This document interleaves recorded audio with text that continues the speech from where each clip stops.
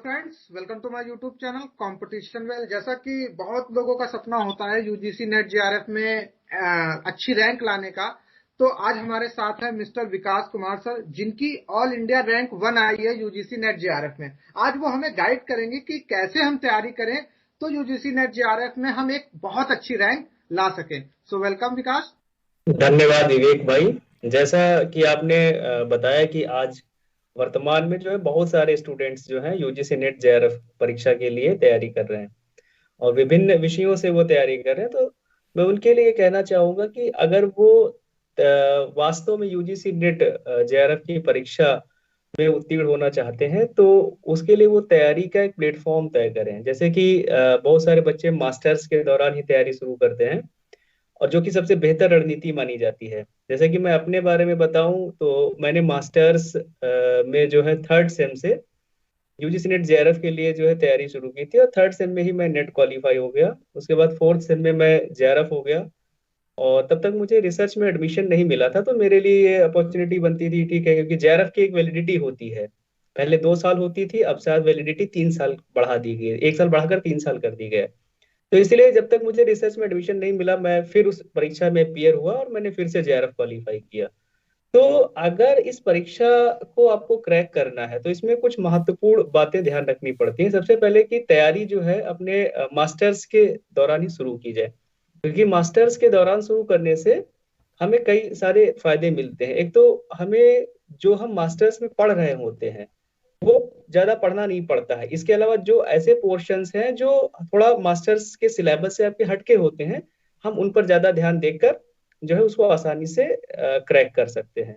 दूसरा ये है कि अगर आपको इस एग्जाम को आसानी से क्रैक करना है तो आप सबसे पहले प्रीवियस ईयर क्वेश्चन पेपर्स को गौर से देखें। जो पिछले पेपर्स रहे हैं उनमें किस तरीके के सवाल आते हैं और कैसे सवाल आ रहे हैं। इसमें सबसे महत्वपूर्ण बात यह है कि अगर आप 10 साल के पेपर देख रहे हैं तो ये देखना जरूरी बन जाता है कि सन 2010 में कैसा सवाल पूछा जा रहा है, कि किसी कोई विशेष टॉपिक से कौन सा सवाल कैसे पूछा जा रहा है। फिर अगर उसी टॉपिक से वो सवाल 11 में आया, 12 में आया, 13 में आया, 14 में आया, 15 में, ऐसे कर करके आ रहा है, तो हम देख रहे हैं कि सवाल की डेप्थ कहाँ से कहाँ जा रही है और उसी के जो है आधार पर हमको अपनी प्रिपरेशन शुरू करनी पड़ती है। जैसे मैं बात करूं, मेरा विषय जो है इतिहास है, तो अगर इतिहास में मैं सन 2011 के पेपर देखता हूं तो बहुत आसान आते हैं, लेकिन 12, 13, 14 के बाद से धीरे धीरे पेपर जो है पेपर में थोड़ा सा जो है बदलाव आता है और 17, 18, 19 तक जो है काफी जो है कॉम्प्लिकेटेड पेपर बनने लगते हैं। तो ये हमारे लिए बन जाता है कि हम बदलते क्वेश्चन के पैटर्न को ध्यान में रखकर ही तैयारी करें। तीसरा एक महत्वपूर्ण बिंदु ये है कि यूजीसी नेट जेआरएफ की परीक्षा में जो है 2 पेपर होते हैं। एक तो एक विषय का पेपर होता है ह्यूमैनिटीज में, और एक कॉमन पेपर होता है जिसको हम लोग फर्स्ट पेपर के नाम से जानते हैं। तो सबसे बड़ी समस्या यहाँ पे विद्यार्थियों के लिए ये रहती है कि वो ज्यादातर अक्सर मेरे ही जूनियर्स मेरे से सवाल किया करते थे कि सर कि कौन से पेपर पे ज्यादा फोकस किया जाए। जहां तक मेरा मानना है कि इसमें 3 तरीके से जो है जेआरएफ या यूजीसी नेट की परीक्षा आसानी से क्वालिफाई की जा सकती है। अगर माना कि एक ऐसा विद्यार्थी जो अपने विषय में ज्यादा अच्छा है और फर्स्ट पेपर में अच्छा नहीं है, ज्यादा अच्छा नहीं है, वो सिर्फ पासिंग मार्क खिलाता है, लेकिन विषय में वो बहुत अच्छा है, तो मेरा मानना है कि उसको विषय को और अच्छा करना चाहिए। कि जैसे कि इतिहास में मैं बात करता हूँ कि उसका इतिहास का कट ऑफ जो है हमेशा 60% रहता है, हमें 60, 61, 65 के बीच में रहता है। अगर कोई व्यक्ति, अगर कोई विद्यार्थी जो है, अगर कोई बच्चा, अगर कोई विषय में 72 या 73 क्वेश्चन, 100 में 72, 73 सवाल सही करता है और वो फर्स्ट पेपर में कम सवाल सही करता है, तब भी वो जेआरएफ क्वालिफाई कर जाएगा। तो पहला ये है कि या तो आप विषय स्ट्रॉन्ग कर लीजिए बहुत ज्यादा, और विषय में आप बहुत ही अच्छा मतलब क्वेश्चन सही करिए। दूसरा चीज है आप दोनों में जो है दोनों में एक एवरेज सवाल सही करिए। एवरेज का मतलब ये है कि जैसे ठीक है, विषय में भी आप एवरेज सही कर रहे हैं, 100 में 55 से 60 के बीच में जा रहे हैं, और फर्स्ट पेपर में आप 30 से 35 के बीच में जा रहे हैं, तो आपके जेआरएफ होने के चांसेस ज्यादा बढ़ जाते हैं। तीसरा एक और यहाँ पे महत्वपूर्ण बिंदु ये है कि या तो आप फर्स्ट पेपर में ज्यादा अच्छा करिए। फर्स्ट पेपर थोड़ा मानते हैं कि जो जिनका विषय ज्यादा ठीक नहीं है, या कह सकते हैं जो प्रॉपर जो है विषय पर अपनी कमांड नहीं बना पा रहे हैं, उनके लिए ये ज्यादा बेहतर है कि वो फर्स्ट पेपर पे ज्यादा फोकस करें, क्योंकि फर्स्ट पेपर का सिलेबस छोटा है और उसमें आसानी से जो है नंबर गेन किए जा सकते हैं, उसको आसानी से कवर अप किया जा सकता है जल्दी से जल्दी। और रही बात सेकंड पेपर की, तो सेकंड पेपर में सिलेबस बहुत बड़ा है, उसको आपको कवर करने के लिए पूरा 1 साल चाहिए या 6 महीने चाहिए। ये एक लेंदी टाइम होता है। लेकिन फर्स्ट पेपर को हम महीने भर में भी कवर अप कर सकते हैं। तो अगर हम कहें कि फर्स्ट पेपर में हम थोड़ा ज्यादा सवाल सही करें, 35 से 40 की कैटेगरी में फर्स्ट पेपर, चूंकि यूजीसी में फर्स्ट पेपर 50 सवाल पूछे जाते हैं, और 50 सवाल में अगर जो 35 से 40 के बीच में, या 40 35 से 45 के बीच की रेंज में सही करता है, 36 37 38 या 40 के ऊपर, तो उसको सेकंड पेपर में उतनी कम मेहनत करनी पड़ती है, और वो सेकंड पेपर में अगर 50 55 सवाल सही करता है तो उसका आसानी से जेआरएफ हो जी जाता है। जैसा तो कि विवेक जी। जैसा कि जी विकास, आपने सिलेबस की बात अभी यहाँ कही थी, तो जी जी। मेरा क्वेश्चन ये है, क्या अच्छी रैंक लाने के लिए पूरा सिलेबस पढ़ना पड़ता है क्या? नहीं नहीं, बिल्कुल नहीं। सिलेबस में सबसे महत्वपूर्ण चीज ये है कि आपको क्या छोड़ना है। जी ये महत्वपूर्ण नहीं है कि क्या पढ़ना है। अब मेरा मानना है ये महत्वपूर्ण है कि क्या छोड़ना है। और सिलेबस से ज्यादा महत्वपूर्ण चीज ये हो जाती है कि सिलेबस में जो टॉपिक मेंशन हुए हैं उन पर आप कितनी गहरी समझ रखते हैं। जैसे कि इतिहास की मैं बात करता हूँ कि वो सिलेबस में कुछ छोड़ते ही नहीं है। आप जो अपने ग्रेजुएशन से लगाकर पोस्ट ग्रेजुएशन तक जो जिस भी विषय में जो भी पढ़ते हैं, वो यूजीसी के सिलेबस में पूरा मेंशन होता है। तो अगर हम बात करें सिलेबस की, तो सिलेबस के अंतर्गत जो टॉपिक दिए हैं, अगर हमने वो टॉपिक पढ़ रखा है या हम पढ़ रहे हैं, तो हमको उस टॉपिक में सबसे बेहतर करना होता है, ताकि अगर उस टॉपिक से सवाल रहे तो वो सवाल गलत नहीं होना चाहिए। ये मायने करते हैं, ये मायने रखता है सिलेबस का।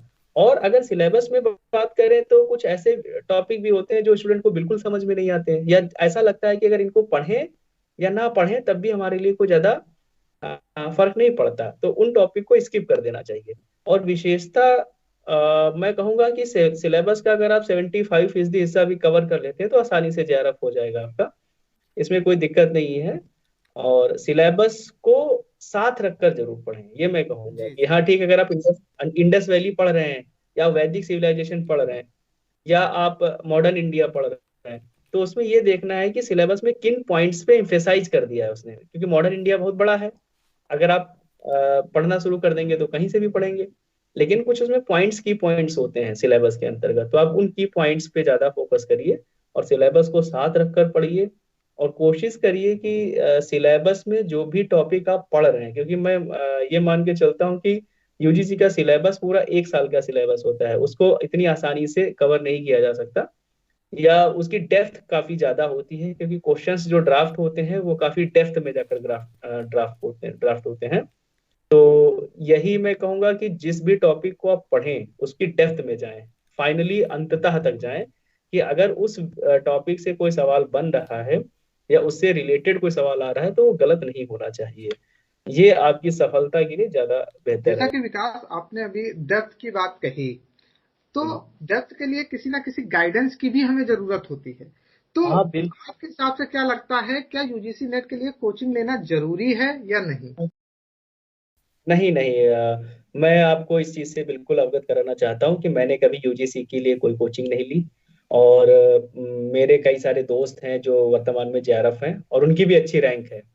मेरे बाद मेरे जूनियर्स ने दिया, उनकी भी टॉप रैंक है। और सब हम एक ही अल्मा मेटर से, यूनिवर्सिटी ऑफ लखनऊ से ही हैं। और हमने कभी कोई कोचिंग नहीं ली, हमने हमारे टीचर्स की क्लास ली।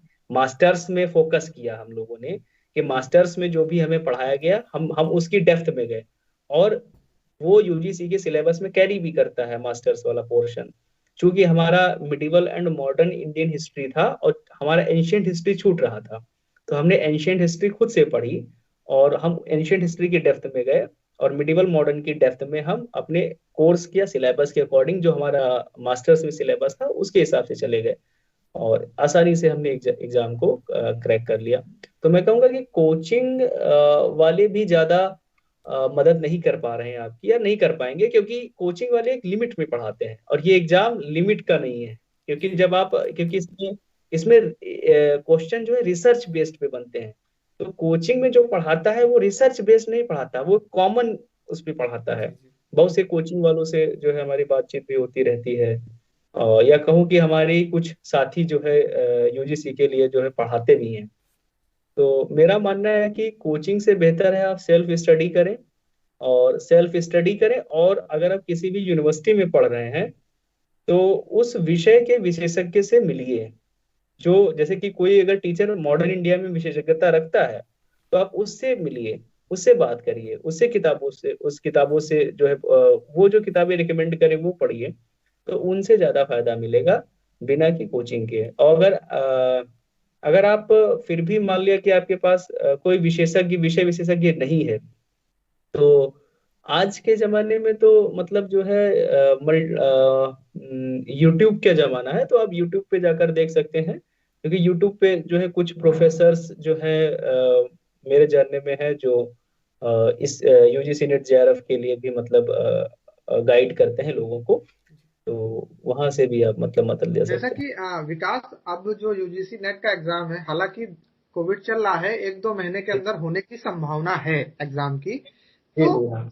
1-2 महीने बचे हैं, वो स्टूडेंट जो अभी कम तैयारी में है या मीडियम तैयारी में, तो मीडियम आपके रेंज। हिसाब से वो बच्चे स्टूडेंट्स क्या करें जो बहुत अच्छा वो एग्जाम दे पाए? अच्छा, वो सबसे पहले तो उसको इस समय किताबों से पढ़ना बंद करना चाहिए। अगर एग्जाम एक महीने पहले है, एक महीने बाद में है, तो वो किताबें ज्यादा स्किप करे। मान लिया अगर कि उसके पास किसी विषय से संबंधित या किसी टॉपिक पर 1 से 4 किताबें हैं, तो वो उनको स्किप करे। किताबों को उनमें से एक को सेलेक्ट करे जो सबसे बेहतरीन किताब हो, और उसकी बार बार रीडिंग करे। ज्यादा से ज्यादा एक किताब को कई बार रीड करे।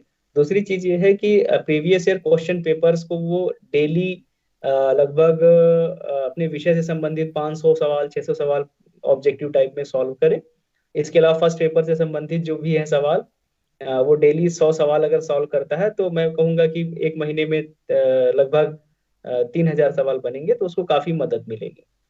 तो अभी वो प्रॉपर जो है क्वेश्चन सॉल्विंग पे ध्यान दे कि क्वेश्चन का टाइप क्या है। अब पढ़ने का समय नहीं है, अगर एक महीने बाद पेपर है तो बुक्स से पढ़ने का समय नहीं है। आप बुक्स में ये देखिए कि कैसे क्वेश्चन ड्राफ्ट हो रहा है और कहाँ कहाँ से क्वेश्चन ड्राफ्ट हो रहा है, और उसकी प्रैक्टिस पे लग जाइए। तो इससे आपको बेहतर रिजल्ट मिलने की मुझे उम्मीद है। जैसा कि विकास, जब कई स्टूडेंट एग्जाम देने जाते हैं, तो हम्म। एग्जाम टाइम उन बच्चों का आता हुआ भी छूटता है। तो हाँ, आपने क्या स्ट्रेटजी एग्जाम टाइम अपनाई थी जो कि ऑल इंडिया रैंक 1 आई आपकी? ये एक बढ़िया, बहुत बढ़िया सवाल है। क्योंकि मेरे ही एक दोस्त का, मेरे एक सबसे मेरे खास दोस्त का, वो एग्जाम पेपर छोड़ के आता है मतलब। और मैं उससे कहता था कि यार मैं 2 टाइम्स रिपीट कर लेता हूँ पेपर करने के बाद। तो मैं कहूंगा कि इसमें अगर कोई विद्यार्थी है या कोई व्यक्ति है, उसको ये देखना चाहिए कि उसका पेपर कौन सा अच्छा है। जैसे मेरा विषय बहुत अच्छा है, मेरा हिस्ट्री है, तो मेरा हिस्ट्री सब्जेक्ट बहुत अच्छा है, तो मैं पहले पेपर हिस्ट्री करता हूँ। एग्जामिनेशन सेंटर में बैठ के मैं हिस्ट्री का पोर्शन पहले करता हूँ। क्योंकि वो अच्छा है तो मैं उसको जल्दी से खत्म करता हूँ। मान लिया कि मैं उसमें बहुत ज्यादा 80 मिनट्स लूंगा, या 60 मिनट, 60 to 80 के बीच में मैं उस पेपर को पूरे 100 सवाल कर लूंगा। उसके बाद मैं फर्स्ट पेपर पे आता हूँ, क्योंकि वो मेरा वीक है थोड़ा सा, तो मैं उसमें मुझे टाइम लगता है, तो मैं उसको ज्यादा, थोड़ा टाइम ले जाता है वो। तो फिर मैं वहां उसको काफी क्रिटिकली एनालाइज भी करना होता है फर्स्ट पेपर में। तो वहां मेरा थोड़ा ज्यादा समय लगता है। कुछ विद्यार्थियों का इसका उल्टा भी हो सकता है, कि जैसे कुछ का फर्स्ट पेपर अच्छा है, तो वो फर्स्ट पेपर पहले शुरू करें करने के लिए, और फर्स्ट पेपर को जितनी शीघ्रता से कर सकते हैं वो, अगर वो अच्छे हैं फर्स्ट पेपर में, और उसको जितना मिनिमम समय में कर सकते हैं वो करें। फिर अगर उनको लगता है कि उनका सेकंड पेपर कमजोर है, तो सेकंड पेपर फिर जाए। तो इसमें यही मैं कहूंगा कि सबसे पहले जो आपका स्ट्रॉन्ग पोर्शन है, आप उस पे काम करिए, उसको सॉल्व आउट करिए, ताकि आपका एक मोटिवेशन एग्जाम में बरकरार रहे। पता चला आप उल्टा शुरू कर रहे हैं, जैसे मान लिया कि मेरा फर्स्ट पेपर ज्यादा ठीक नहीं था, तो मैं अगर फर्स्ट पेपर पहले शुरू करता, तो एग्जाम में क्या होता है कि कभी कभी क्या होता है, शुरू के 5 सवाल अगर आपको नहीं आ रहे हैं, तो ऐसा लगता है कि यार एग्जाम पेपर बड़ा कठिन है। जी जी, एग्जैक्टली। और भले ही वो आप लास्ट तक जाते जाते आप पहुंचे फाइनल सवाल तक, तो भले ही पेपर बीच में वैसा हो, नॉर्मल सा हो, तो मेरी सलाह यही है कि सबसे पहले आप अपने फेवरेट पोर्शन से शुरू करिए, जो आपका स्ट्रॉन्ग जोन है, और फिर धीरे धीरे आप कठिन पे जाइए, क्योंकि ये ऑब्जेक्टिव फॉर्मेट है। इसमें ऑब्जेक्टिव में जब आप पहले सरल सवालों को टैकल करेंगे, आपके या आपके अपने ग्रिप पे टैकल करेंगे, तो आपको एक ये नहीं लगेगा कि ये पेपर ज्यादा कठिन बना है या सरल बना है। ऐसा कुछ नहीं फील होगा, और आप नॉर्मल तरीके से पेपर को हैंडल कर पाएंगे, और आराम से आप एग्जामिनेशन सेंटर में जिस तरीके से जो प्रेशर होता है, वो प्रेशर आपकी क्रिएट नहीं होगा, और अच्छे से पेपर को करेंगे आप। काश हमारे पास तो क्वेश्चंस खत्म हो गए, अगर आप अपनी तरफ से कोई टिप्स दे सके तो प्लीज स्टूडेंट को जरूर दें। हाँ, विशेषता यूजीसी नेट जेआरएफ के लिए मैं यही कहूंगा कि यूजीसी नेट जेआरएफ की तैयारी करने के लिए सबसे पहले एक मूड की जरूरत होती है, कि ठीक है आपका मन कैसा है। कि मैं देखता हूँ कि बहुत सारे स्टूडेंट्स हैं जो तैयारी करते हैं। ऐसा नहीं है, वो जैसे एग्जाम आता है, क्योंकि ये एग्जाम हर साल में 2 बार आ जाता है, 6 6 महीने पे। तो स्टूडेंट्स को लगता है कि ठीक है यार, इस बार 6 महीने में नहीं निकलेगा तो अगली बार हो जाएगा। तो ऐसे करते करते स्टूडेंट अपना टाइम बहुत सारा बर्बाद करते हैं, और सोचते हैं कि इस बार नहीं हुआ, अगली बार हो जाएगा, अगली बार भी नहीं होता, फिर अगली बार, ऐसे करते करते वो प्रॉपर तैयारी ही नहीं करते हैं। तो मैं कहना चाहूंगा कि उन स्टूडेंट से, अगर जिनको जेआरएफ क्वालिफाई करना है, तो प्रॉपर जो है जेआरएफ पे ही फोकस करें। और अपने 6 महीने का समय है, जब भी है, मान लिया ठीक अभी एग्जाम उनको देना है, इस बार उनका नहीं होता है या होता भी है, ठीक है, अपने 6 महीने डेडिकेशन से दूसरे एग्जाम के लिए तैयारी करें इस 6 महीने में।